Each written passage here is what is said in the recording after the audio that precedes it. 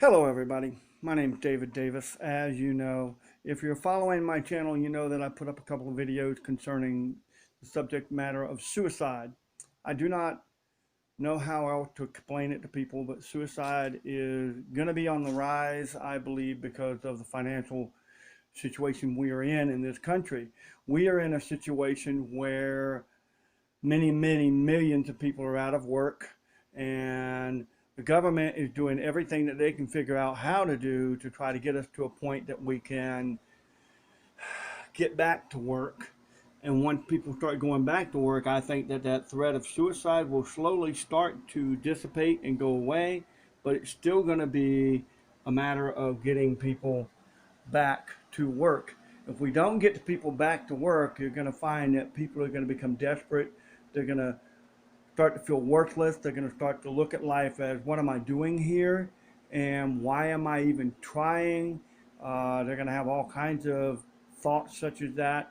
We're also entering a phase biblically that I feel is a very strong issue right now that a lot of people don't want to hear.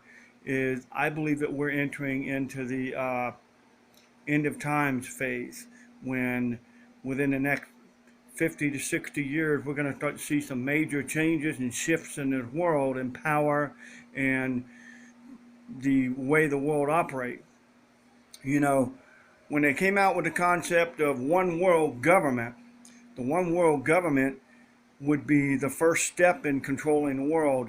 We just released, not too long ago, there was a discussion about how some people up in Michigan, a company up in Michigan, had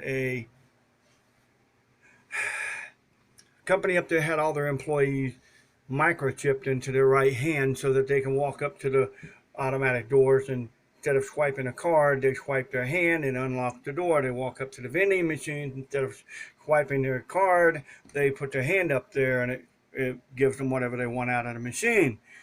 That, to me, is the beginning stage of the mark of the beast. People can think that I'm preaching at you, but I'm not. I'm trying to let you know that suicide's fixing to jump up and go on a high rise. Instead of the worldwide average being around 800,000 a year, I think that in the next 5 to 10 years, it's going to go up and it's going to double, maybe even triple that number. And if it does, people need to take heed that it's all because of what's happening now. Not being able to work, not having a good steady job, the government in constant turmoil here in the United States and abroad. Um, People just don't understand just how strong that influence is going to be on people's lives, and how some people sit back and they're trying right now to get unemployment, and that unemployment is being denied when, according to our government here in the United States, it was supposed to be given freely, basically. And there's a lot of states that are not doing that. They're withholding that money. They're saying you're not eligible and everything like that, when in reality, they should be eligible for it without any kind of further review, because this particular pandemic that has struck this world has struck every continent in this world. It is not like, say just China come down with it. No, it struck every continent in the world. Everywhere in the world has been impacted by this. And people need to wake up and realize that there's more coming behind this. There's probably going to be more plagues that hit the world. And we just got to stay faithful and hope that we can muddle through it and get through it the best we can. I'm not trying to say the end of the world is here. I'm just trying to say that, the suicide rates are going to go up because people are going to think it's the end of the world. They're going to take the biblical stuff and they're going to try to twist it and turn it and make people think that suicide is the answer. Well, suicide is never the answer. I don't care what your reasoning is. I've been there, done that. I've attempted suicide. It is not the answer. It is very disruptive to not only your soul, it is disruptive to your mind and to your family and your friends and loved ones.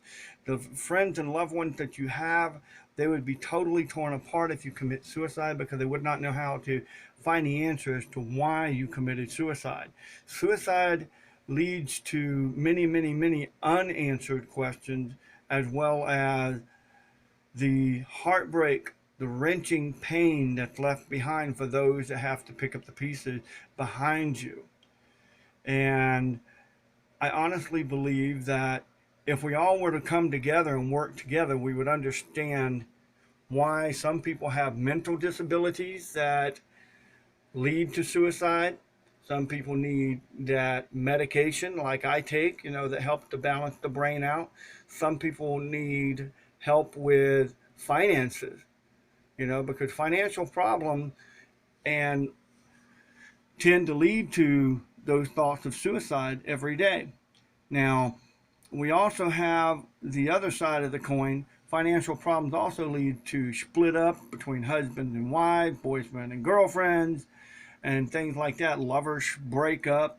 And as I said before, the potential for suicide goes up exponentially with a romantic relationship. If you're married and you separate because of financial situation, then the potential exponentially goes up higher and higher, because one party or the other is going to feel like, well, I'm worthless. She left me or he left me. I'm worthless. And that's not exactly the case. They left you because they're the weak ones. Don't ever put yourself in a position where you feel like you are weak because they left you. If they left you, then they're weak. That means they couldn't stand to face whatever was coming at the two of you together. Because you see, together you're one solid foundation. You're one solid group. I mean, I think of our words on our dollar bills and on our $20 bills and stuff. E pluribus unum. It means out of many, one. And because we are a country of many different diverse races and religions, we are one strong nation because we come together under one banner, under one rule, and we all, live by that. But when you get married, you come together in a sense in the same way. You're two coming together to form one. You form that one relationship. That relationship should be so strong that nothing can shake the foundation of it. But there are those who, as I said, if they leave you, they're weak. They never were strong enough to be there for you. So don't ever blame yourself and say, well, I'm the weak one. You're not the weak one. If they leave you, they weren't meant to be with you. They're not strong enough to be there for you. They don't need you. You don't need them. Move on. Find someone that will be there for you throughout whatever you're going to be going through in life. Same thing with lovers. Same thing with partners. Same thing with boyfriend, girlfriends, and everything such as that. We have to realize that suicide is a manifestation of someone crying out for help. They don't know how to ask for help. A lot of times it's not even so much that they don't know how, it's that they're afraid to. They're going through the issue of I'm ashamed to ask for help. I fear that you're going to look at me and say that I'm weak because I can't get through this.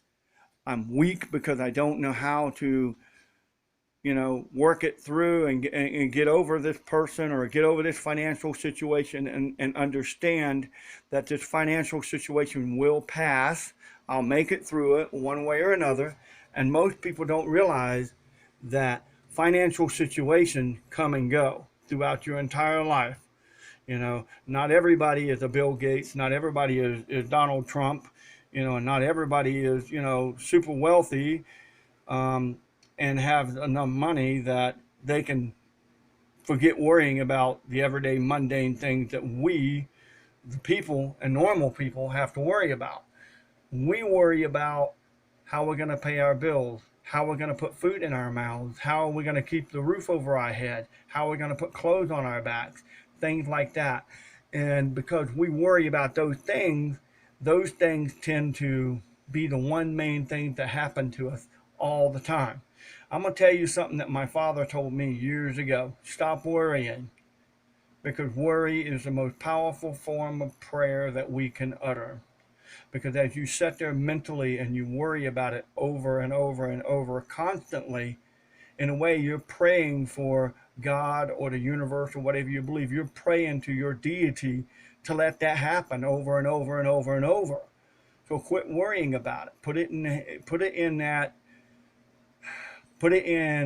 that God box or that deity box that you have. If you don't have one, I urge you to get a little box, write down what's bothering you, put it in there, close it up, and forget it.